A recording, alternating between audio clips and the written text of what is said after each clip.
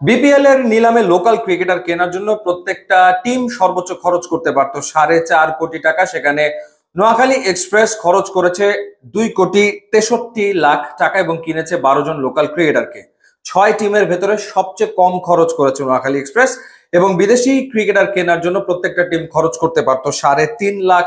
সেখানে নোয়াখালী এক্সপ্রেস খরচ করেছে $50,000। এবারের বিপিএল এ একেবারে শেষ মুহূর্তে এসছে নোয়াখালী এক্সপ্রেস এবং দেশ ট্রাভেলস, তারা মালিকানা পেয়েছে।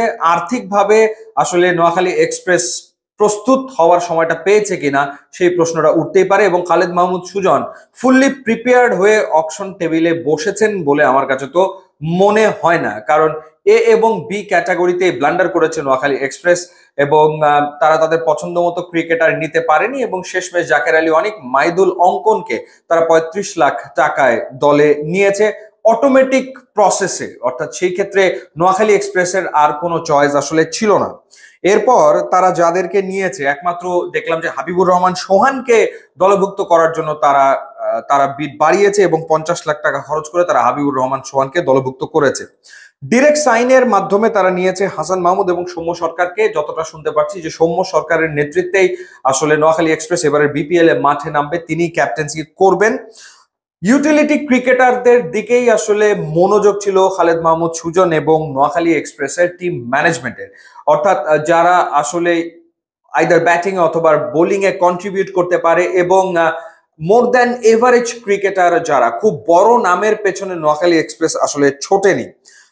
কাদেরকে নিয়েছে সেটা যদি আপনাদেরকে জানাই, যেমনটা বলেছি যে জাকের আলী, মাহিদুল ইসলাম অঙ্কন, তাদের দুজনকে তারা পেয়েছে 35 লাখে। হাবিবুর রহমান সোহানের পেছনে খরচ করেছে 50 লাখ। নাজমুল ইসলামকে তারা নিয়েছে 18 লাখে। আবু হাসিমকে তারা নিয়েছে 18 লাখে। ফাস্ট বোলার মুশফিক হাসানকে তারা নিয়েছে 18 লাখে।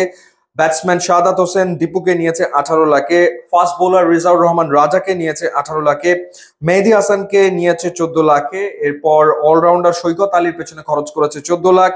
এরপর অলরাউন্ডার সাব্বির হোসেনের পেছনে খরচ করেছে 14 লাখ। এরপর পাকিস্তানের দুজন ক্রিকেটার এহসান উল্লাহ, তার পেছনে খরচ করেছে $28,000 এবং হায়দার আলীর পেছনে খরচ করেছে $25,000।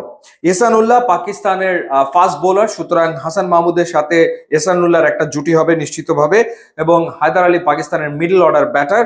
সো সেই ক্ষেত্রে তাকে আমরা মিডল অর্ডারে ব্যাট করতে দেখবো। টপ অর্ডারটা সৌম্য সরকার, জনসন চার্লস এবং হাবিবুর রহমান সোহানকে দিয়েই তারা তৈরি করবে বোঝা যাচ্ছে, এবং মিডল অর্ডারে সেই ক্ষেত্রে হয়তো আমরা দেখবো কুশাল মেন্ডিসকে।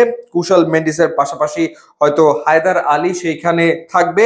এরপর বোলিং এর ক্ষেত্রে তারা হয়তো হাসান মাহমুদের সাথে এহসানুল্লাহকে ফাস্ট বোলিং এ ব্যবহার করবে। এছাড়া মেহেদী হাসান, সৈকত আলী, রেজাউর রহমান, সাব্বির হোসেনদের মতো অলরাউন্ডার টিমে রয়েছে। সো ওভারঅল যদি বলি যে হ্যাঁ, এটা স্টার প্যাকড কোন টিম আসলে হয়নি, but there are plenty of utility cricketers এবং ওয়েল এক্সপিরিয়েন্সড ক্রিকেটার্স যারা আসলে ডোমেস্টিক ক্রিকেটে রেগুলার খেলে এবং মোটামুটি তারা পারফর্ম করে। যেমন সাব্বির হোসেন সবশেষ সিজনে খেলেছে দুর্বার রাজশাহীর হয়ে, if I am not wrong. Saikat আলীও বেশ কিছুদিন ধরে ক্রিকেট খেলছেন, তারও এক্সপিরিয়েন্স আসলে রয়েছে। শাহাদাত হোসেন ইয়াংস্টার, ভালো খেলতেই পারে, ডেফিনেটলি তার জন্য একটা বিরাট সুযোগ। So they do have players, এবং এর সাথে যদি জাকের আলী, অনেক, মাহিদুল ইসলাম অঙ্কন, ইফ দে ক্লিক, বিকজ তারা লোকাল ক্রিকেটে সবসময় তো ভালো খেলে, তাহলে নোয়াখালী এক্সপ্রেস একটা কিছু করতে পারে। এবং ইন্টারেস্টিং ব্যাপার হচ্ছে সৌম্য সরকারের নেতৃত্বে এই টিমটা মাঠে নামবে, সুতরাং সৌম্যর ক্যাপ্টেন্সি কিরকম হয় সেটাও একটা দেখার ব্যাপার। সো ওভারঅল এটা টুর্নামেন্টের বেস্ট টিম হয়েছে বলা যাবে না, বাট দে ক্যান ফাইট। তারা ফাইট করতে পারে প্রত্যেকটা টিমের সাথেই, এবং ফাইট করে রেজাল্ট বের করে আনার মতো টিম হয়েছে, সেটা আসলে বলতেই হয়। ইউটিউব, ইনস্টাগ্রাম লিঙ্কটা আছে, আপনারা যোগ দিলে খুবই খুশি হব। And thanks for watching.